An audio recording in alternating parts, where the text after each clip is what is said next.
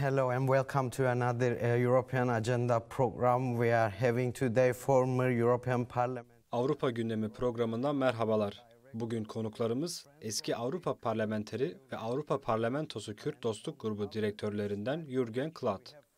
Ayrıca Skype hattımızda ise İzlanda eski Adalet ve İçişleri Bakanı, İzlanda Parlamentosu'nun eski üyesi ve İmralı Uluslararası Barış Delegasyonu üyesi Ögmundur Jónasson ve İnsan Hakları Avukatı, Kürdistan'da Barış ve Britanya Kadın İttifakı Yürütme Kurulu üyesi Melanie Gingell. Öncelikle hepiniz hoş geldiniz. On our Skype as well. Thanks for joining us, all of you, first of all. Hello. Thank you for having us. Thank you. So I would like to start with dear Melanie first of all. Teşekkürler. Öncelikle Melanie ile başlayalım. 24. yılına giren tutsaklığında Öcalan'a yönelik tecride ilişkin görüşleriniz nedir? Bugünkü ana konumuz tecrit ve izolasyon. Öcalan'a yönelik izolasyonu yorumlayarak başlayabilir misiniz? Topic today. How would you going to evaluate the incarceration? Well, as you say, the incarceration of Sizin de belirttiğiniz gibi Öcalan'ın tutsaklığı artık 28 yılı aşmıştır. Açıkça görülmüştür ki Öcalan'ın tutsak edildiği koşullar Avrupa'daki herhangi bir politik tutsaktan çok daha ağır koşullardır. Hatta Nelson Mandela'nın Robben Adası'ndaki koşullarından çok daha ağır koşullarda tutsaklığı devam ediyor. Sizin de bildiğiniz gibi Öcalan, İmralı Adası'ndaki hapishanede 12 yıl boyunca tek başına tutulmuştu. Orada yaklaşık 1000'e yakın asker tarafından çevrelenmişti. Koşullarının ağırlaştırılması için her şey yapıldı. Dünya ile bağlantısının kesilmesi için her yol denendi. Mart 2015'ten bu yana Öcalan'la iletişim kurulamadı. Uluslararası hukuka ve Türkiye'nin iç hukukuna da bağlı olarak baktığınızda Öcalan, ailesi ve avukatları ile düzenli görüşme hakkına sahiptir. Fakat Türk devleti bunun gerçekleşmesine izin vermiyor. Öcalan'a yönelik uygulama çok uç noktadadır. Her ne yönden bakarsanız bakın, Öcalan'a yönelik uygulamalar çok korkunçtur. Bu uygulamalar tüm uluslararası ve iç hukuka aykırıdır. Gelinen nokta, uluslararası ve Türk hukuku da aynı zamanda yıkılmış durumdadır. We will carry on with Ögmundur. Dear Ögmundur, peace in Kurdistan. Ögmundur ile devam edelim. Ögmundur, Kürdistan'da barış kampanyası bir rapor yayınladı ve Abdullah Öcalan'ın Avrupa'daki herhangi bir siyasi tutuklunun en aşırı tecrit koşullarında tutulduğunu belirten bu raporun hazırlanmasında önde gelen isimlerden birisiniz. Bu durumu nasıl ortaya çıkardınız? Ortaya çıkan duruma ilişkin değerlendirmeniz nedir? That situation came out. What is your evaluation about that? Well, that's a very good question. How has this come about? It's a good question because, as Melanie has just explained to us, Bu durumu nasıl ortaya çıkardığımıza yönelik sorunuz çok iyi hazırlanmış bir soru. Teşekkürler. Bu çok iyi bir soru çünkü Melanie'nin de az önce açıkladığı gibi Öcalan'ın insancıl bir yargılanma süreci dahi olmadan tutsak edilmesi ve sonrasında avukatlarıyla bile görüştürülmeden ağır bir izolasyon altında tutulması, kesinlikle Avrupa İnsan Hakları Sözleşmelerinin hiçe sayılması ve Birleşmiş Milletler'in avukatlar ile ilgili yapılan uluslararası anlaşmalarının da ayakları altına alınmasıdır. Strasbourg'da CPT ve Avrupa Konseyi de İmralı'daki uygulamaları ve izolasyonu kınamıştı. Geçmişte bu durumun yasa dışılığını dile getirmişlerdi. And confirmed its illegality.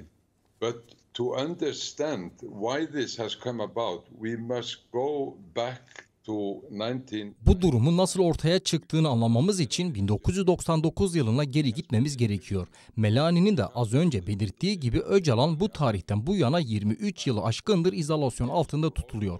Bu yaklaşık çeyrek asır yapıyor. Öcalan organize edilmiş bir şekilde Amerika Birleşik Devletleri, İsrail ve Türkiye, NATO'nun da desteğini alarak uluslararası bir komplo ile tutsak edilmiştir. Bu organize ve ortak operasyon gizli servisler tarafından gerçekleştirilmişti. Dolayısıyla İmralı Adası ile ilgili her şey gizli tutulmaya çalışılmıştır. Fakat bu gizli tutmaya çalıştıkları şeyleri daha fazla gizleyemediler. Çünkü Türk otoriterler herkesin ve özellikle Kürt halkının da Öcalan'a yapılanların bilinmesini istedi. Öcalan'a yapılan her şeyin Kürt halkına da yapılabileceğini göstermeye çalışıyorlar. Then it's here that the secrecy ends, because the Turkish authorities, they want everybody, and especially the Kurds, to be aware of the treatment of Öcalan. İmralı hapishanesindeki yasa dışı tutsaklık bir uyarıdır. Kürt halkına genel anlamda bir tehdit niteliği de taşımaktadır. Sessiz olun ve biat edin mesajı verilmeye çalışılıyor. Fakat Erdoğan Kürt halkını sindirmeyi ve sessizleştirmeyi asla başaramaz. Dolayısıyla İmralı'da yaşananları anlamak için Türkiye'nin bu uluslararası komploda ortaklarına bakmak gerekiyor. Kürt halkının sindirilmesine yönelik Erdoğan'a yol açanları iyi tanımak lazım. Bunları göz önünde bulundurarak asla kabul edilmeyecek bu durumun nasıl açığa çıktığını da kolaylıkla anlayabiliriz. Who have been the partners of Turkey in the oppression of the Kurds? It is they who allow Erdogan to do this. That is why the situation, this intolerable situation, has been maintained. You make a really good point, dear Okmundur. Thank you so much. We will get back to you very shortly. Okmundur, çok önemli konulara değindin. Teşekkür ederim. Birazdan yeniden size söz hakkı vereceğim. Şu anda stüdyo konuğumuz Jürgen ile devam edelim. Jürgen, öncelikle bu daveti kabul ettiğin için sana teşekkür ederim. Eski ve tecrübeli bir AB parlamenteri olarak size sormak istiyorum. İnsan hakları, demokrasi ve uluslararası anlaşmalara uyum konularında kendini sürekli çok iyi pazarlayan Avrupa Birliği, tüm insan haklarından yoksun bırakılan Sayın Öcalan tecridine neden hala sessiz? Türkiye'ye neden hala tepki gösterilmiyor? Bu politik bir durum mudur? Why is there still no reaction against Turkey, do you think? Is it political? Yes, first of all, thank you for inviting me. Yes, I think on one hand, öncelikle beni davet ettiğiniz için teşekkürler. Bilinmesi gerekiyor ki Avrupa Birliği parlamentosunda çoğunlukla bulunan gruplar Kürt özgürlük mücadelesini destekliyor. Fakat bir diğer taraftan parlamento üst yönetimi ve Avrupa Birliği Konseyi de var ve unutmayınız ki konsey Avrupa Birliği üyesi devletler tarafından oluşturulup yönetiliyor. Bu konseyi oluşturan devletlerin tamamı birbirinden farklı pozisyonda ve farklı çıkarlar peşinde. İnsanlar haklarını savunma konusunda hem üyeler hem de parlamento gerekli duruşu sergilemekten aciz. Özellikle ekonomik çıkarlar ve Avrupa Birliği'nin halen Orta Doğu'dan gelen mülteci krizine de bir çare bulamamış olması bu duruşu göstermelerine büyük bir etkendir diyebiliriz. Erdoğan 2015-2016'dan bu yana mültecilerle Avrupa'yı tehdit ediyor. Eğer Kürt meselesini masada çözmeye kalkarsanız, Türk devleti ve benim üzerimdeki baskıyı artırırsanız mültecileri Avrupa'ya gönderirim diyen Erdoğan aslında Avrupa Birliği içindeki devletler arasında da fikir ayrılıklarına sebep olmuştur. To blackmail the EU, he says, if you urge me or if you table the Kurdish question too loud, and if you increase the pressure to me and to the Birçok Avrupa Birliği devleti de bu baskıyı zaten Erdoğan'a uygulamak istemedikleri için bu sorun derinleşmiştir. Almanya, Fransa ve birçok Doğu Avrupa devleti de bu yönde düşünüp Erdoğan'ın suçlarına çanak tutmaya devam etti. Erdoğan'la sorun yaşamak istemedikleri kadar bu ülkeler kendi vatandaşlarıyla da mülteci konusu nedeniyle sorun yaşamak istemiyorlar. Some East European, Middle and East European countries have the same situation. They don't want to have this conflict with their own citizens on refugees, and therefore it's current. Şu anda aslında Avrupa Birliği parlamentosu bulunduğu pozisyonda mülteci dalgasını engelleyebilmek adına elinden geleni yapıyor. Bence öncelikle Avrupa Birliği en başta mülteci ve sığınmacı akınıyla nasıl başa çıkacağının yollarını bulması gerekmektedir. Avrupa Birliği, Türkiye karşısında olan bu zayıf pozisyonuna öncelikle bir çare bulmalıdır. A common position before that will happen, the European Union is in a very weak position in relation to Turkey and Erdogan. So basically you are saying that the Erdogan treatment to the Basitçe Erdoğan'ın AB'yi mülteciler ile tehdit etmesinin Erdoğan açısından işe yaradığını söylüyorsunuz. AB'nin Öcalan ile ilgili konularda bu yüzden halen sessiz olduğunu vurguluyorsunuz. Yani Erdoğan'ın tehditlerinden AB çekiniyor. Yeah. Okay. Dear Melanie, we would like to carry on with you. Another question for you. The Freedom for Öcalan campaign in UK. Melanie, seninle devam edelim. İngiltere'de Öcalan'a özgürlük kampanyası. İngiliz sendikal hareketi Öcalan'ı özgürleştirme mücadelesinde nasıl bir rol oynayabilir? Sizce bu kampanya AB'deki sendikalara da ulaşmak için daha çok çalışması gerekmiyor mu? We work harder to reach to the trade unions in the EU as well. Yes, in the UK, the trade union movement is really... Evet, Britanya'da Öcalan'a özgürlük kampanyasını işçi sendikalara sahiplenmiş durumdadır. Bu kampanyanın ciddi bir çekim alanı oluşturduğunu görebiliyoruz. Öcalan'a özgürlük kampanyası, İşçi Sendikaları Konfederasyonu'nun da son yıllardaki en büyük kampanyasının bu kampanya olduğunu söylemek mümkündür. Kongrelerde delegelerin, Öcalan'ın posterlerini kaldırdığı ve özgürlüğünün talep edildiği görüntüler izliyoruz. Öcalan ile ilgili duyarlılığın ve bilgi edinmeye çalışanların giderek arttığını görüyoruz. Bu çok umut vericidir. Fakat çok daha fazla çalışmamız gerekiyor. Bu kampanyayı evet kesinlikle bir üst düzeye çıkartmayı ve Avrupa'ya taşımayı başarabilmeliyiz. Avrupalı işçi sendikalarını da harekete geçirmeliyiz. Öcalan'ın tutsaklığı ile ilgili birçok bilgi paylaşımı ve detaylar işçi sendikalarına aktarılıyor. Buna rağmen Avrupa'da Türk devleti aslında bir anlamda Öcalan konusunu bastırmaya yönelik yaptığı çalışmalardan sonuç alıyor. Bu yüzden Avrupa'da sendikalar arasında bu kampanya halen yeterince yayılmadı ve Öcalan hakkında yeterince bilgi toplumlara ulaşamadı. Aslında işçi sendikaları insanların bu konuda bilgilendirilmesi çalışmalarında çok başarılıdır. Bu alanda yoğunlaşmalı ve kampanyayı Avrupa'ya taşımalıyız. Öcalan ile ilgili duyarlılık giderek artarken bu ivmeyi yakalayıp yola devam etmeliyiz. Örneğin Ogmundur ve benim de içinde bulunduğumuz barış delegasyonunun da Avrupa çapında giderek büyüdüğünü söylemeliyiz. Hali hazırda bu yıl 18'den fazla akademisyen ve işçi sendika lideri bu delegasyona katıldı, avukatlar da katıldı. Bu delegasyonun giderek büyümesi de batılı devletlerin Orta Doğu politikaları için çok önemlidir. Ayrıca bu delegasyonların bir diğer önemi de barış sürecine katkı sunma konusunda çok önemli rolü olacaktır. And a feeling that this is the way that we're going to achieve some sort of peace process. Thank you, dear Melanie. We're gonna carry on with Ogmundur. Ogmundur, you have mentioned the role of... Teşekkürler Melanie. Şimdi Ogmundur ile devam edelim.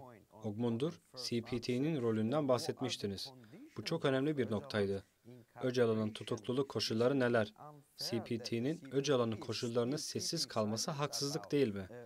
Ayrıca Avrupa İşkenceyi Önleme Komitesi 1999'dan bu yana İmralı'yı 10 kez ziyaret etti. Bu ziyaretlerin herhangi bir etkisi oldu mu? Bu ziyaretlerin etkisi nedir? What is the impact of these visits? Is there have been any impact of that visits? Important that the CPT does what it has done, as you say, 9 times. But since 1999, it has been 29 times 2. Sizin de belirttiğiniz gibi CPT'nin İmralı'yı 9 kez ziyaret etmesi çok önemlidir. Fakat 1990'dan bu yana CPT 29 kez Türkiye'ye ziyarette bulundu. Fakat sadece 9-10 kez İmralı Adası'na gittiler. Avrupa Birliği'nin dünyadaki enstitüleri bu konuyu ciddiye alması gerekmektedir. Yıllar önce Ahmet, Diyarbakır'da bir insan hakları aktivistiyle tanışmıştım. Bana Kürtler hakkında çok kuşkulanmamamız gerektiğini söylemişti. Çünkü Kürt halkının asla baskı altına alınamayacağını söylemişti. Avrupa ve dünya ile kuşkulanmamız gerekiyor. Avrupa'yı sessizleştiren baskıcılarla ilgili ciddi kuşkular beslememiz gerekiyor. And save Europe from the humiliation of silence. And I think there is something to this. Now, I think when it comes to the CPT, the Council of Europe and European. Bence CPT, Avrupa Konseyi ve Avrupa Enstitülerine ilişkin şunu da hatırlatmak zorundayım. Bakınız, 2020'nin başında Belçika Yüksek Mahkemesi PKK'nın artık bundan böyle bir terör örgütü olarak görülmemesine karar verdi. Bu kararın çok büyük bir önemi var. Çünkü PKK'nın terör örgütü olmasına ilişkin olan terör kavramı Avrupa ve NATO ülkeleri tarafından Kürt halkını destekleyen ve Kürt meselesinin çözümünü isteyen insanlar üzerinde baskı kurmak için kullanılıyor. That the PKK should not any longer be seen as a terrorist organization. Now, this is of immense importance, of course, because this definition of PKK as a terrorist organization PKK ile iletişimi olan herkese bu baskıyı ve muameleyi uygulamaya çalışıyorlar. İşte tam da bu noktada aslında Belçika Mahkemesi'nin bu kararı çok önemlidir. Bizler Avrupa, dünyadaki enstitüler ve kurumların bu karara saygı duymalarını sağlamamız gerekiyor. NATO, Avrupa Birliği ve hatta Belçika bile bu kararı çok da ciddiye almış gibi durmuyorlar. Fakat bu karar gerçekten ciddiye alınmalıdır. CPT konusuna geri döndüğümüzde 2019'da CPT'nin ziyaretinin ardından yaptıkları açıklamada o dönemler açlık grevleri vardı. 2000'e yakın tutsak Türk hapishanelerinde açlık grevindeydi. Açlık grevleri ve CPT'nin o günlerdeki ziyareti büyük önem taşımıştı. To have connections with the PKK. So this decision by the Court of Cassation in Belgium is of immense importance. And I think we should try to make the institutional world of Europe respect this. Bu açlık grevleri direnişi aslında İmralı'nın kapısını az da olsa aralamıştı. Bunun ardından Avrupa Konseyi deklarasyonları ile ortaya çıktı. Bu deklarasyonda İmralı'daki izolasyon sisteminin sonlandırılması gerektiği belirtilmişti. Bunun üzerine aslında Türk otoriterler izolasyonu daha da derinleştirdi. Kendinize şunu sormalısınız. Bu enstitüler ne zaman insan haklarını önemseyecekler? Hatta ne zaman kendi kararlarına uyacaklar diye sormalıyız. Bunların hiçbirini yapmıyorlar. So you ask yourself, when are these institutions who claim to be the bastions of human rights, when are they going to start to take themselves seriously? They are not doing that at all. Dear Ogmundur, you make very important points again. Thank you so much for that comment. Ogmundur, çok önemli konuları yeniden dile getirdin. Teşekkürler. PKK ile ilgili konuya da gündemimize getirdin. Şimdi Jürgen'e de PKK konusunda bir soru yöneltmek istiyorum. Avrupa'da birçok milletvekili ve milletvekili Sayın Öcalan'ın tecrit altında tutulması ile PKK'nın yasaklı örgütler listesinde tutulmasının aynı madalyonun iki yüzü olduğu söyleniyor. Bu iki bağlantılı konuyu nasıl değerlendirmek istersiniz? The same problem, same coin basically. So how would you like to evaluate these two related issues? Yes, I agree that belongs to each other's two sides of the same coin indeed. Because if you... Evet, kesinlikle bahsettiğiniz konuların aynı madalyonun iki yüzü olduğu konusunda aynı fikirdeyim. Çünkü eğer ki PKK yasaklı örgütler listesinden çıkartılırsa artık Öcalan'ı tutsak etmenin de hiçbir anlamı kalmaz. PKK'nın listelerden çıkmasıyla birlikte Öcalan'ın da özgürlüğü anında gerçekleşecektir. Dolayısıyla PKK'nın listelerden çıkartılması için verilecek mücadele çok büyük bir önem taşımaktadır. Her ne kadar son yıllarda çeşitli parlamentolarda bu konu olumsuz sonuçlansa da PKK'nın listelerden çıkarılması için aralıksız olarak çalışmalar devam etmelidir. Parlamentoların aslında 2015-2016 yılları arasında Erdoğan'ın tehditlerinden çekinmesi söz konusuyken, şimdilerde ise Ukrayna Savaşı ile gündemleri meşgul, ve Erdoğan da bunu fırsat bilerek aynı zamanda PKK'nin listelerde olmasını da fırsat bilerek Kürt halkına saldırılarını yoğunlaştırmıştır. Finland to join the NATO, and that was a good possibility, a good in breaks for. Bir diğer taraftan İsviçre, Finlandiya ve NATO arasındaki görüşmeleri de biliyorsunuz. Bu durumda aslında Erdoğan'ın Avrupa Birliği ve ABD'yi tehdit etmesine zemin oluşturmuştur. Erdoğan, ben sadece İsviçre ve Finlandiya devletleri PKK'ye yönelik tavır alırsa NATO'ya girmelerinden taraf olurum diyor aslında. Bu çok ciddi bir problem. Bu çok ciddi bir politik sorundur. Umarım Avrupa Parlamentosu'nda PKK'nin yasaklı örgütler listesinden çıkartılmasına ilişkin mücadele çok daha büyütülür. Son 20 yıldır Avrupa Parlamentosu'nda PKK'nin listelerden çıkarılmasına ilişkin konferanslar düzenliyoruz. Son 2 yılda pandemi nedeniyle bunu gerçekleştiremedik. Umarım bu yıl yine Türkiye'de durum ve Kürt meselesine ilişkin büyük bir konferans yapma şansımız olur.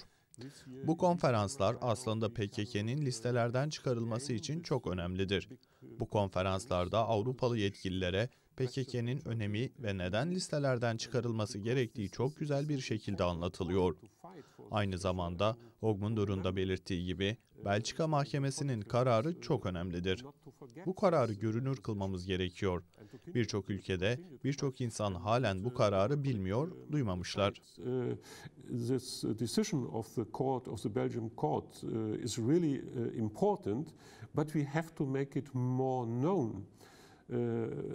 A lot of people, a lot of governments don't know. Evet, devletler biliyor ama insanlar ve politikacılar ve birçok milletvekili Belçika Mahkemesi'nin bu kararından halen haberdar değiller. Bilenler de detaylı bilgiye sahip değillerdi. Avrupa Birliği ülkeleri arasında bu mahkeme kararını çok iyi duyurmayı ve insanları bilgilendirmeyi başarmalıyız. Bu bilgilendirme özellikle PKK'nin terör listelerinden çıkartılmasında büyük önem taşımaktadır. That could be really helpful to delete the PKK from the terror list. Thank you, dear Jürgen. Melanie, we're gonna carry on with you. There is another. Teşekkürler Jürgen. Melanie, bir diğer soruyu sana yöneltelim. Çok önemli bir konu aslında. Öcalan'ın durumuna ilişkin. Bu tecrit politikasının Türkiye ve Avrupa'daki daha geniş Kürt özgürlük hareketi üzerinde ne etkisi var? Ayrıca Öcalan'ın toplum içinde ve diasporada sahip olduğu desteğin düzeyini nasıl değerlendiriyorsunuz? The support that Öcalan enjoys within that community and within the diaspora as well. Well, as Ogmundur was saying earlier, the treatment of Öcalan is really a paradigm for how. Daha önce de söylediğim gibi Öcalan'a uygulanan muamele aslında Türkiye'de Kürt halkına uygulanan muameleyle aynıdır. Öcalan'a uygulanan izolasyonun evet Kürt halkı üzerinde de çok ciddi bir etkisi vardır. Kürt halkı, Ogmundur'un da dediği gibi Öcalan'a yapılanları kendilerine yapılmış düzeyde değerlendiriyorlar. Türk devleti, Kürt halkını, kültürünü ve politik kimliğini bastırmaya, kırmaya ve sindirmeye çalışmaktadır. Kürt halkının lideri de tutsak edilmiş durumdadır. Hem de Avrupa'daki herhangi bir politik tutsaktan çok daha ağır koşullarda tutsak edilmiş durumdadır. Elbette bunun büyük etkisi vardır. Fakat yıllar geçtikçe görüyoruz ki Kürt halkı baskılara boyun eğmiyor ve iradesi kırılmıyor. Kürt halkı her yıl daha da güçleniyor. Çok güçlü bir şekilde Kürtler mücadelelerine daha da büyüyerek devam ediyorlar. Diaspora ile ilgili ise Avrupa'daki Kürt halkı 2015'te yapılan imza kampanyasında açıkça Öcalan'ın diasporada gördüğü desteği de somutça ortaya koymuştu.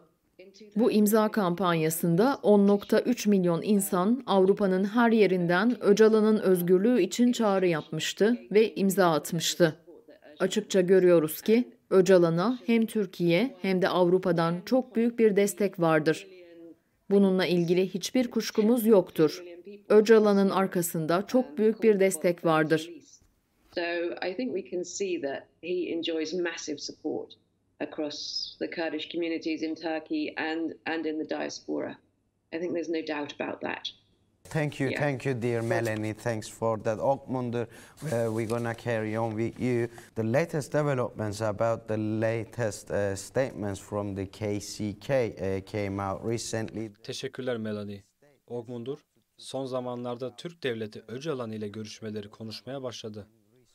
KCK Yürütme Konseyi ise bu söylemlerin özel savaş politikalarının bir parçası olduğuna dikkat çekti. Türkiye 2023 seçimlerine yaklaşırken sizce bu söylemlerin amacı nedir? Bu yaklaşımın arkasındaki mantık nedir?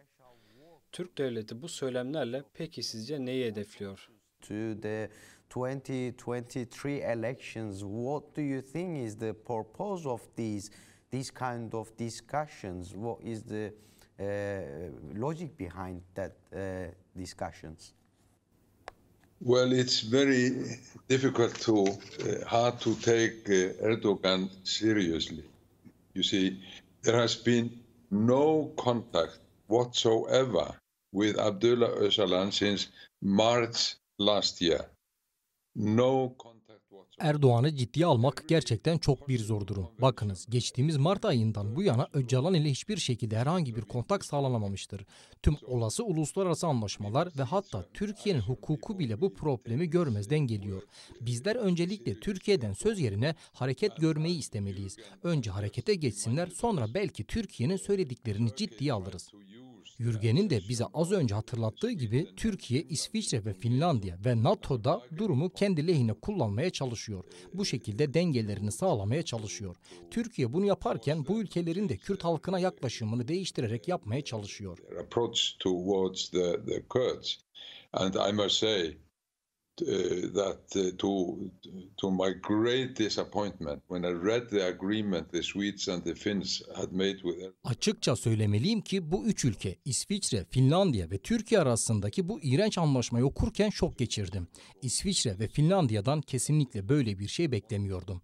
Bu büyük bir oyunun küçük bir parçası aslında. Türk otoriterler, Erdoğan da dahil olmak üzere, geleceklerinin pek de iç açıcı olmadığını görmeleri gerekiyor. Dikkat çekmek istediğim bir diğer önemli nokta ise Belçika Mahkemesi'nin bu kararı vermekteki gerekçesini ve politik olarak da kökenindeki gerekçesini tüm ülkeler ve politikacılar tarafından bilinmesini sağlamalıyız.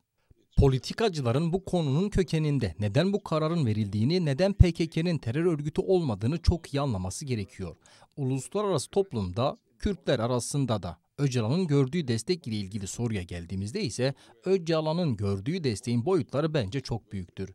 Ben hali hazırda 5 kere İmralı delegasyonu üyesi oldum, 3 kere Türkiye'de ve 2 kere de Avrupa'da delegasyona katıldım. Türkiye'yi 2014'te Diyarbakır'ı ziyaret ettim. Biraz da o bölgeyi dolaşma fırsatım oldu. Nereye gittiysem her yerde farklı politik bakış açılarına sahip insanlarla tanışmıştım. Çünkü delegasyonda hem sağ görüşlü hem de sol görüşlü politikacılar vardı. Dolayısıyla herkesle görüşmüştük. Her kesimin fikrini dinlemek istemiştik. Kürt halkı içerisinde tüm politik görüşlerin Abdullah Öcalan'ı desteklediğini açıkça gördüm. 2014'te Diyarbakır Nevroz'una yüz binlerce insan ile birlikte katılmıştım. Orada Abdullah Öcalan'ın Kürt halkının tek lideri olduğunu hep bir ağızdan haykırılmıştı. Esas ölçü alacağınız enstrüman ise 2013-15 arasında olanlardır. Bu tarihler arasında Öcalan görüşme masasında yerini almıştı. Evet, İmralı Adası'nda hücredeydi ama görüşme masasındaki yerini de almıştı. Peki Türkiye'de o zamanlar durum neydi? Optimizm, barış. İnsanlar sadece daha iyi bir gelecek hayal ediyordu. Sadece Kürtler için değil, genelinde Türkiye için de iyi bir gelecek hedefleniyordu. The Kurdish community appears, to me at least, to be in support of Abdullah Öcalan. And I attended Nevroz in Diyarbakır in 2014 with HDP Türkiye'de 3. büyük parti olmuştu. İşte tam da bu noktada Abdullah Öcalan'ın gücü ve toplum tarafından gördüğü desteğin somut örneği ortaya konulmuştu. Öcalan görüşme masasındaydı. Sadece Kürtler için değil, tüm Kürdistan'da barış için. Bu uluslararası toplumun barıştan bahsettiği zaman vurguladığı şeydir. Tüm bölge için barış. Toplumsal kökenimizin bilmesi gereken bir diğer konu ise ki bu konu hakkında Türkiye'ye gittiğimde ve tüm ziyaretlerde ve ayrıca 2018'deki Paris'te düzenlenen Daimi Halklar Mahkemesi'nde de bu konu konuşuldu. 2015-17 arasındaki Türk Devleti'nin Kürt halkına karşı yaptıklarına bakınca gördüğümüz fotoğrafta yerle bir edilmiş, yakılmış köyler ve Kürt kentleri görüyoruz. Ukrayna'da gördüklerinizden çok daha kötüsünü Kürt bölgelerine Türkiye bu tarihler arasında yapmıştır. On binlerce insan bu saldırılardan çok kötü anlamda yara aldı. Birçok insan katledildi ve evleri yakıldı. Tüm bunlar yapılırken dünya sessizdi. Bu da bizim bir diğer görevimiz. Dünyayı Türkiye'nin bu yaptıklarından ve görüşme masasını devirmekten sorumlu olduğunu dünyaya anlatmamız şarttır. Şu anda da neler olduğunu da anlatmak zorundayız. Her gün, hatta şu anda biz burada konuşurken bile şu anda Kuzey Suriye'ye ve Irak'ın doğusunda yani Güney Kürdistan hava saldırıları düzenleniyor. Her gün dronlar ile saldırıyorlar. Kimyasal silahlar kullandıklarına dair çok ciddi kanıtlar var. Den Haag'daki enstitüye ise defalarca bu saldırıları araştırması için çağrıda bulunulsa da halen bir cevap verilmiyor. Dünya hala bu saldırılara karşı sessiz kalıyor. Dolayısıyla yapmamız gereken şey şudur. Aynen yıllar önce Diyarbakır'da bana o aktivistin dediği gibi biz Kürtler hakkında tasalanmayınız. Esas Avrupa ile ilgili tasalanmamız gerekiyor. Avrupa'yı manipüle edilmekten koruyunuz. Bu aslında Kürt halkına yönelik saldırıları da zaten durduracaktır. Bu aslında esas yapmamız gerekendir. Erem, sormak istiyorum. İmralı delegasyonlarının kurulmaya başladığından bu yana Avrupa'nın tutumundaki değişiklikleri nasıl değerlendirirsin? Öcalan'a ilginin arttığını söylemeyecek misin? What is your evaluation if you look at the Emirati delegations from, compare what is happening now? Wouldn't you say that the interest is rising? Dear Ogmundur, thank you very much. We will get back to you and Melanie to get your... Teşekkürler Ogmundur. Melanie ve sana son olarak toparlamak ve mesajlarınızı almak için geri döneceğim. Öncesinde Jürgen için son bir sorumuz var. Jürgen, bu çok önemli bir konu. Avrupa kurumları Öcalan'ı özgürleştirme mücadelesinde nasıl bir rol oynayabilir? Sizce Avrupa kurumları ve komisyonları bölgeye barışın getirilmesinde rolünü oynaması için Öcalan'ı serbest bırakmaya istekli mi? Bu yönde bir niyetleri, istekleri var mı? And to play his role in bringing peace to the region. Yes, in general, there is a possibility, but as I already said, it depends on the power. Genel bir bakış açısından bakınca böyle bir şeyin mümkün olabileceğini söylemek mantıklı. Daha önce de arkadaşların belirttiği gibi bu kesinlikle parlamentoların gücüne bağlı bir durum. Dolayısıyla parlamentolar içinde bunu talep edecek gücü artırmak adına mücadelemizi yükseltmeliyiz. Unutmayınız ki gerçekten Avrupa Birliği Parlamentosu'nda Kürt meselesini destekleyen ve çözüm arayan parlamenterler çoğunluktadır. Konseylikten de fazla ve komisyonlardan da fazla parlamentoda çözüm isteyenlerin fazla olması zaten başlı başına problemimizdir. It's a question of the internal balances between the three main institutions of the European Union, Parliament, Commission and Council. Fakat yapısal olarak baktığınızda komisyon parlamentoya göre daha fazla konseyliğe bağlıdır. Avrupa Birliği içinden de esas enstitüler arasında böyle bir sorun vardır. Parlamento, komisyon ve konsey. Bazı durumlarda konsey parlamentodan daha çok söz hakkına ve yaptırım yetkisine sahip oluyor. Bu ciddi bir problem. Her zaman söylediğim gibi Avrupa Birliği devletlerinin aslında Kürtleri Türk devletine karşı desteklemek gibi bir niyeti yok. Fakat şunu iyi bilmemiz gerekiyor ki eğer parlamento içindeki temaslarımız EUTCC ile yaptığımız konferanslar devam ederse devletler de etkilenmek zorunda kalacak. Çünkü bu konuları konuşmanın gerçek adresi aslında Avrupa Parlamentosu'dur. To make all these issues aware. Ono spoke about that it is important to make this aware, and I think then we have a possibility, but not in short terms. I think. Bence uzun vadede parlamento içinde bunun karşılığını alabileceğiz. 2014'te barış sürecinin görüşüldüğü dönemde birçok politikacı da aslında PKK'nın listelerden çıkartılmasına ilişkin hemfikir olmaya başlamıştı. Ne zaman ki 2015-2016'da bu durum değişti, artık politikacıların da bu konuda ses çıkarmayı durdurduğunu gördük. Bu çizgiye geri dönmek için elimizden geleni yapmamız gerekiyor. 2014-2015'teki durumu yakalayabilmek adına esas çalışma yürütülmesi gereken yer Avrupa Parlamentosu'dur. Parlamento içinde daha çok güçlenmeliyiz ve pandeminin de tamamıyla son bulmasıyla beraber çok daha güçlü bir şekilde parlamentoyu toplantılarımızla etkileyebilmeyi başarmalıyız. Böylelikle PKK'nın listelerden çıkarılmasının ardından Öcalan daha fazla tutsak edilemeyecek çünkü artık Öcalan terörle etiketlenen bir yapının lideri olarak görülmeyecektir. From the list, you can't keep Öcalan any longer in prison because there is no reason. He is no longer, in that case, the former chief of a forbidden organization. Thank you, Jürgen. Lastly and very shortly, very... Teşekkürler Jürgen. Son olarak sormadığım ve eklemek istediğiniz bir şey var mı? Mesajınız var mı? Çok kısaca onu da alalım. You have a minute left, so please. Yeah, okay. I think we have to continue to explain. Evet, bence Türkiye ve Kürt bölgelerinde neler yaşandığını dış dünyaya anlatmaya devam etmeliyiz. Ayrıca Erdoğan'ın Avrupa'yı tehdit etmesinin de önünü kesmemiz gerekiyor. Geçtiğimiz yıllara göre artık gazeteler ve basın da Türkiye'de neler olduğuna dair daha duyarlı olmaya başladılar. Bu gidişatı güçlendirmeli ve daha fazla insanı bilgilendirmeyi başarmalıyız. Pesimistik olmamalıyız. Gerçek değişim için mücadeleye devam etmeliyiz. Biraz optimistik olmamız gerekiyor ve mücadeleye devam etmeliyiz. Some possibilities and some changes. I'm not pessimistic. I'm a little bit optimistic. Yes. Thank you, Jürgen. Dear Melanie. Teşekkürler Jürgen. Melanie, son olarak çok kısaca eklemek istediğin bir şey var mı? Mesajın nedir? Çok kısaca alalım lütfen. Very shortly, please. Yes, I mean, I agree with the comments that have just been made, that it's so important to spread the message about what's happening in Turkey. It's not widely enough known. We need to counteract this policy of silence that the Turkish authorities have managed to impose. Öcalan, he's 73 years old now. He remains this kind of quite remarkable and singular human presence at the center of an industrial scale military prison complex that was created specifically for him.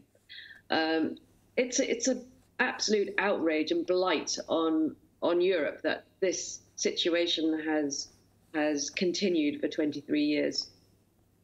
The end of apartheid in South Africa showed us the importance of having legitimate representatives on both sides of any attempts to bring about a resolution and to bring about peace. So we really need Öcalan to be released now so that he can take up his rightful role in a process for peace. Thank you, Melanie. Dear Ogmundur. Teşekkürler Melanie. Ogmundur, seninle programımızı kapatalım. Çok kısaca mesajınızı alalım ve eklemek istediğiniz bir şey varsa son bir dakikamızı size ayırdık. Thank you. Yes. Well, I just say Bazı şeyler kendiliğinden değişmez ama birçok şey bizler tarafından değiştirilebilir. Bizler bu değişimi sağlayacak insanlarız. Mücadeleden asla vazgeçmeyin. Değişim için mücadelenizi yükseltin. doers, and I say, don't give up. Dear Ogmundur, thank you very much. Ogmundur Jonasson, thank you. Melanie Gingil and Ogmundur, teşekkürler. Ogmundur Jonasson, Melanie Gingil ve Jürgen Klatt, bugün Avrupa Gündemi programına katıldığınız için teşekkürler. Bugün konuklarımız eski Avrupa Parlamenteri ve Avrupa Parlamentosu Kürt Dostluk Grubu direktörlerinden Jürgen Klatt, ayrıca Skype hattımızda ise İzlanda eski Adalet ve İçişleri Bakanı, İzlanda Parlamentosu'nun eski üyesi ve İmralı Uluslararası Barış Delegasyonu üyesi Ogmundur Jonasson ve İnsan Hakları Avukatı, Kürdistan'da Barış ve Britanya Kadın İttifakı Yürütme Kurulu üyesi Melanie Gingil konuğumuz oldu. Bir sonraki Avrupa Gündemi programından yeniden görüşmek üzere. see you on the next European agenda program.